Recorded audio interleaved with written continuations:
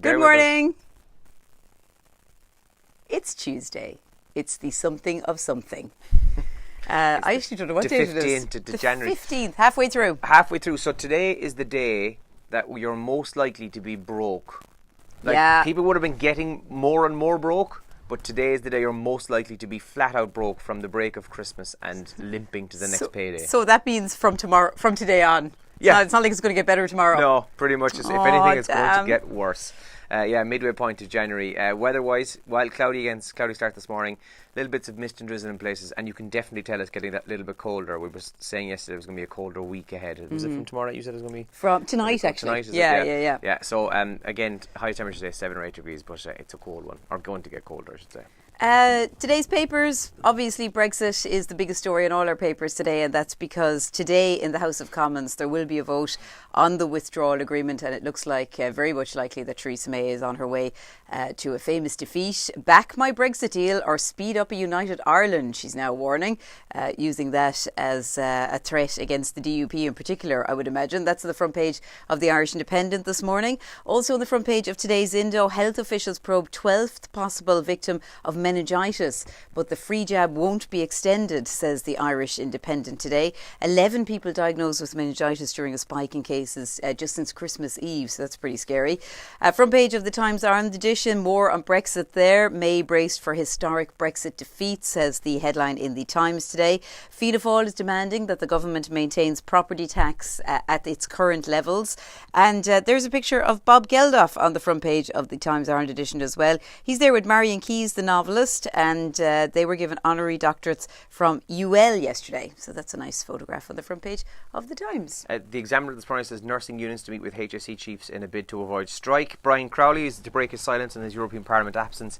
I can't wait to hear how that goes. MEP Brian Crowley set to speak on his illness, which has prevented him from attending the Parliament. And Donoghue promises modest local property tax rise as well, which is in the Examiner this morning. I was reading last night that what Brian Crowley could be about to announce is that he's running again.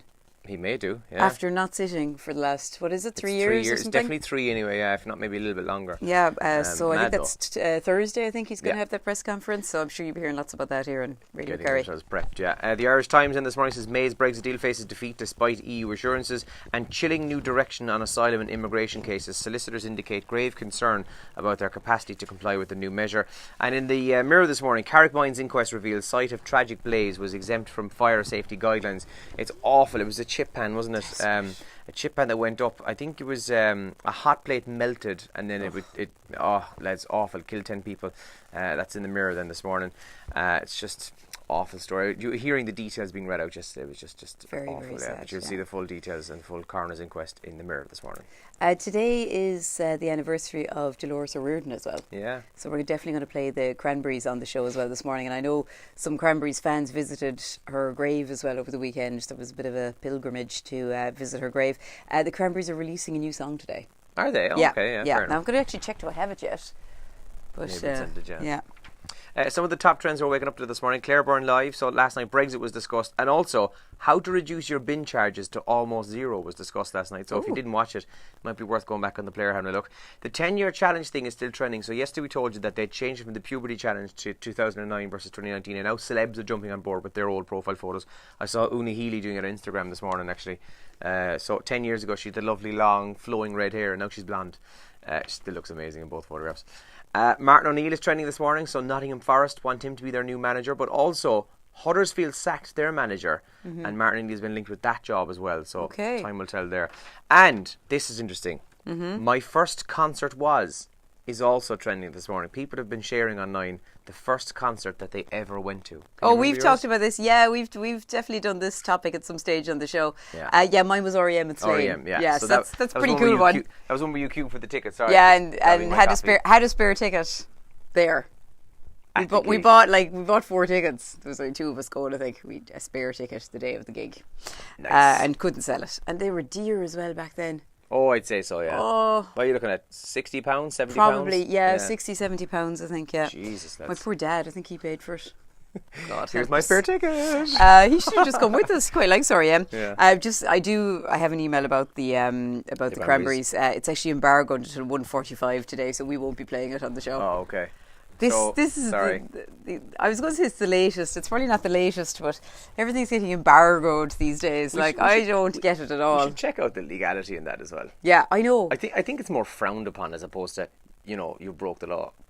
You're not breaking any law anyway. course, Do you know? you're grand. Didn't somebody get in trouble for playing a One Direction song before the embargo there a couple of years ago? I won't name them because I'm not entirely sure it was 100% them, but it was definitely a Dublin radio station, and I'm pretty sure they basically went, we want to be first, screw that, and they just went and played it like 4 hours before they were supposed to. Embargo my arse. They didn't care, yeah. I love this story that you found for us this morning about the taxi driver who, for the crack, put an out-of-date Mars bar up on sale. Yeah. Online I and guess has been stunned when hundreds of people got in touch with him wanting to buy the Mars bar. Like too many people. So he's from the UK, and basically he said the sell-by date on this, by the way, was February 1996. He found it when he was putting away old Christmas decorations, and he thought, just for the crack, let's throw it up. And he couldn't believe it. He was even offered £25, which is nearly €30 for this Mars bar, like. For a 23-year-old Mars bar. Yeah, it's all to do with. By the way, he's in Scotland, I should say, and it's all to do with nostalgia. Is the reason people have been commenting on the page he put up. It's like, oh my god, I'd love this. Adds my collection, blah blah blah. Which kind of asks the question, what kind of collection does that weirdo have? Yeah, I was Rappers thinking. is fine. Old food. I imagine though, actually saying, do you know what I'm going to do now? I'm going to collect Mars bar wrappers. You would be a bit touched to do that, wouldn't you? Imagine being down the pub and telling your friends, oh yeah, I bought a Mars bar there during the week for 25 quid. They'd be like, what? Oh no, don't worry, it's 23 years old. What? Or imagine being out with your friends and someone going, oh, I'm just going to have a Mars bar. Could you give me the wrapper after I collect them? Yeah. Like, okay. Do you remember years ago, people like Coca-Cola used to do the, collect 25 labels and you get a free watch or whatever, that kind of stuff. Yeah. I remember, and I, for some reason, partnered with Lifestyle. I have a funny recollection that they used to do that. Who did? Which of them? Coke? Coke, yeah. So you could go over to Lifestyle and you could hand in the 25 vouchers and they'd give you the Coca-Cola Gammiest watch t-shirt or of all whatever, time, or a t-shirt, probably. yeah. But the electronic stuff used to be, like, gammy is the word because you're like, oh my god, it's so cool. And I'm not joking, within hours it would have broken. The strap would have come off. The electronics would have stopped working. Or in my case, you know the back of your watch where the kind of a circular battery goes in. You know the thing that would just pop off, and that's the end of that. Then Did you have? Speaking of free stuff, I think they came in the box, or did you have to collect up for them? But they were like reflectors for your bike in the cornflakes box. Oh my god, yeah. Do you remember them? Yeah. They're in the shape of the chicken.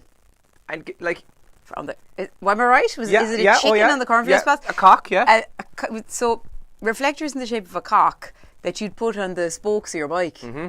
Like, we thought that was cool. Elaine, I remember when they fall out of the box into your bowl. Oh, yeah. It was the most exciting part. You'd be going into school telling people about it. Yeah. If you went into school now, if your daughter went to school now and said something fell out of the cornflakes box, they'd be thinking to themselves, oh, that's sad. I know. Like, you'd have to make sure you didn't have the milk in first as well, because if the fell into the milk, it'd be a bit messy. Sorry, no.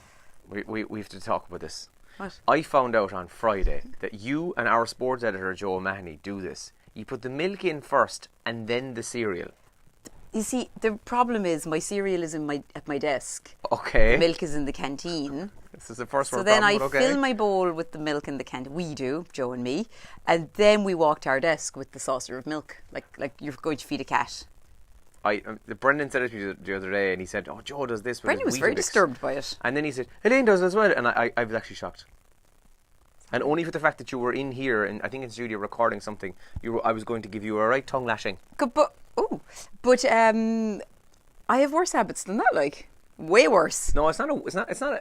I wouldn't say it's a bad habit. It's just quirk. Weird. Yeah. Okay. Does anybody else do this? Put milk in their bowl first and then the cereal. That's weird. I'm sorry. I think that's weird. Okay, if you've got milk left in your cereal bowl and you've eaten all your cereal, do you? Oh yeah. Yeah, me too. That's okay. I'm with you on that. Cool. Okay. Right. We better wrap up because we do the radio show. You and Mika are going to continue this chat off air. Yeah. Well, I think it's weird. Okay. Have a great Tuesday, whatever you do get up to. We've loads to do on the show today. We're going to have a good one. I think we're both in pretty good form. Yeah.